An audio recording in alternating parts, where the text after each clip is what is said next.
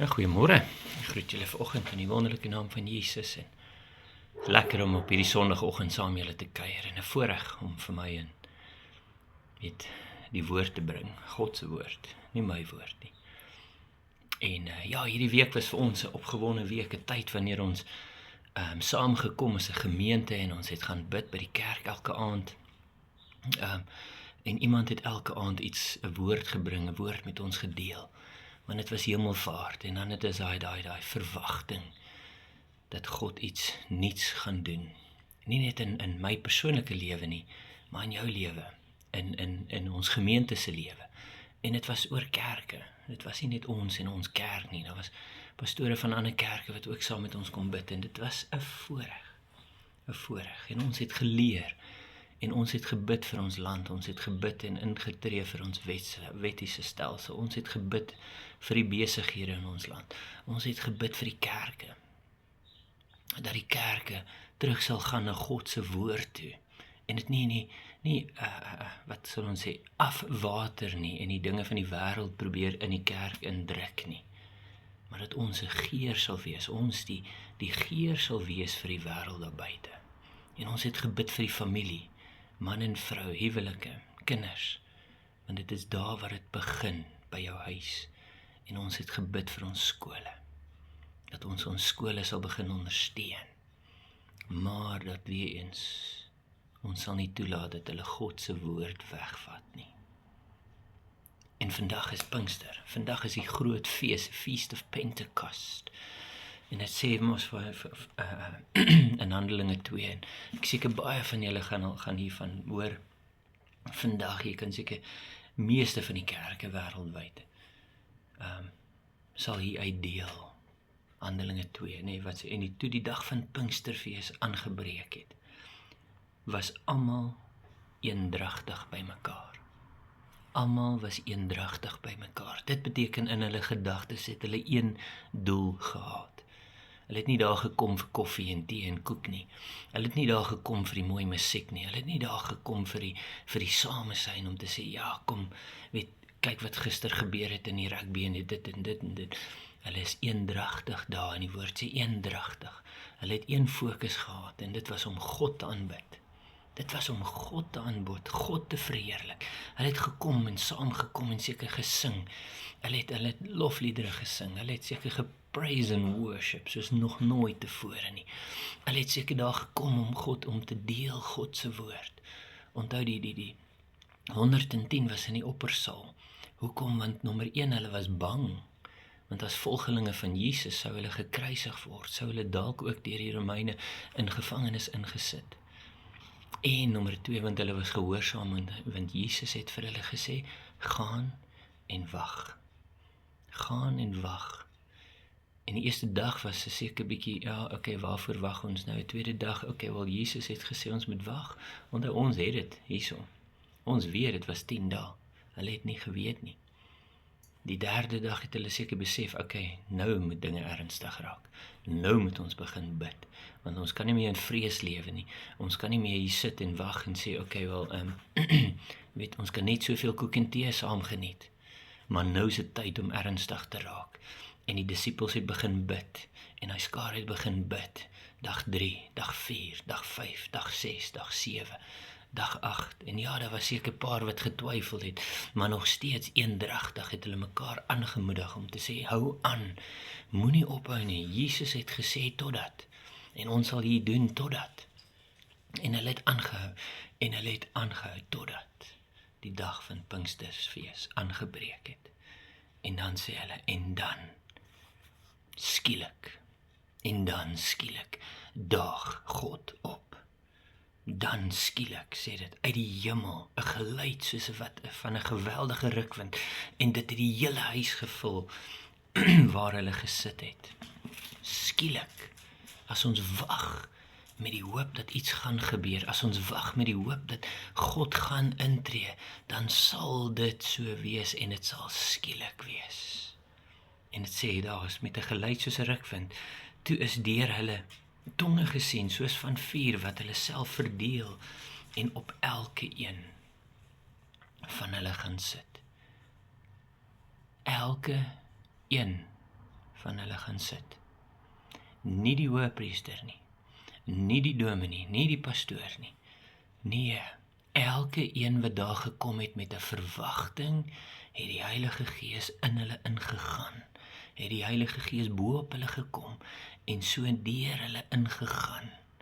En kyk wat het gebeur. Onthou dit nê, want jy is een van hulle. Ek en jy is een van hulle. En hy sê en hulle is almal. Wie in sy woord almal. So nommer 1, hulle is eendragtig daar want hulle is gehoorsaam aan God. Jesus het vir hulle gesê gaan wag vir my. Nommer 2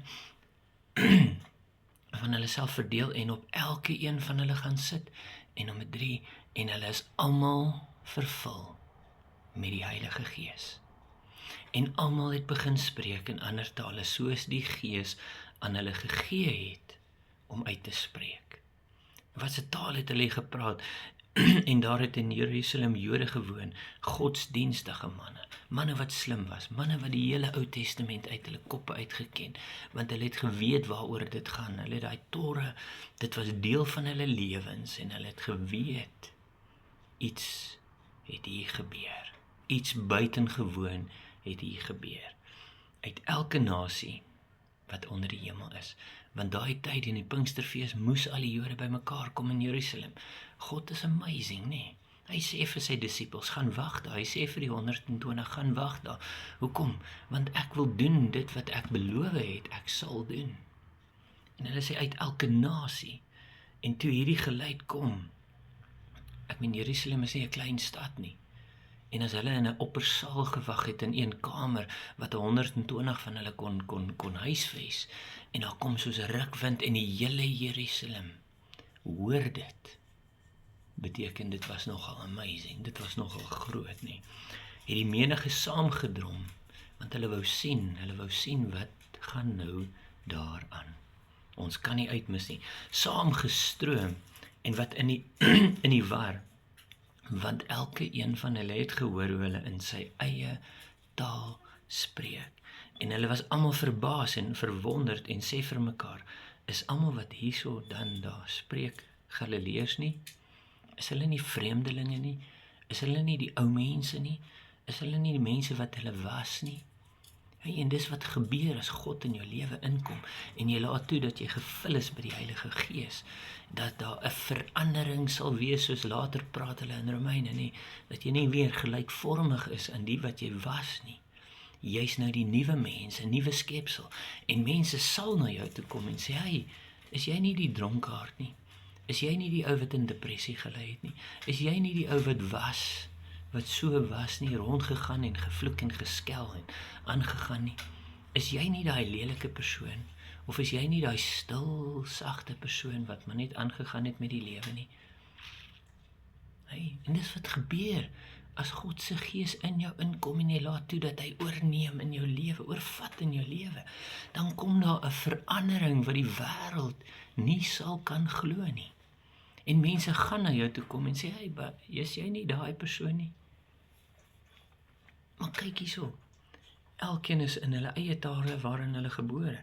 En dan gaan hy aan en sê vir hulle, hierdie persoon en daai, en dis wat ek nou net gesê het, nie, was jy nie, is jy nie daai persoon nie, is jy nie dit, is jy nie dit. En hy sê, en hulle was almal verbaas. So partykeer kom dit deur as negativiteit of oordeel. Mense gaan oordeel oor jou spreek om te sê, ja, maar jy was daai persoon.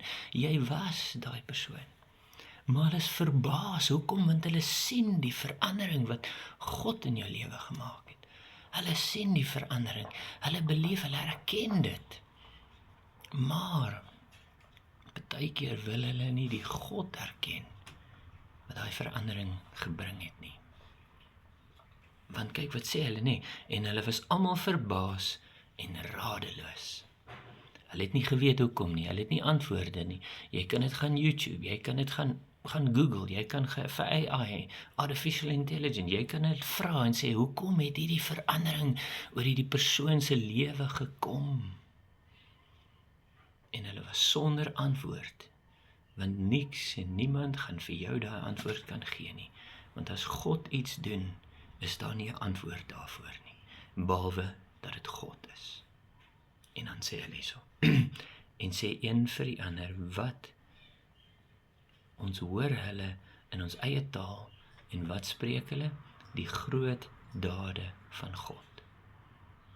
Wat sien mense in jou? Die groot dade van God.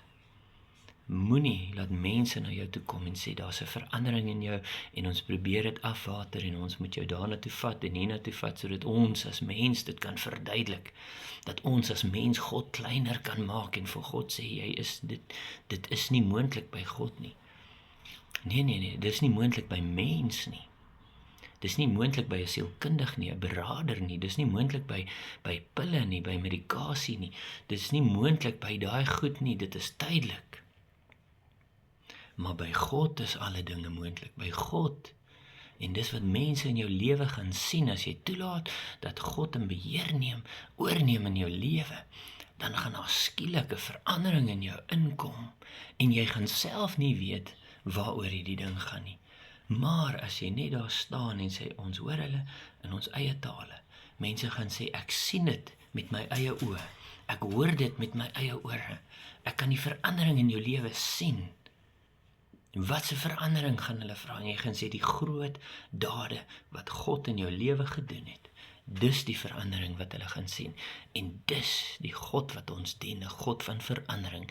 'n God omdat hy vir ons gesterf het, omdat hy opgestaan het, omdat hy hemel toe is en omdat hy daai tyd al sy Heilige Gees oor almal uitgestort het. Gaan daar 'n verandering kom.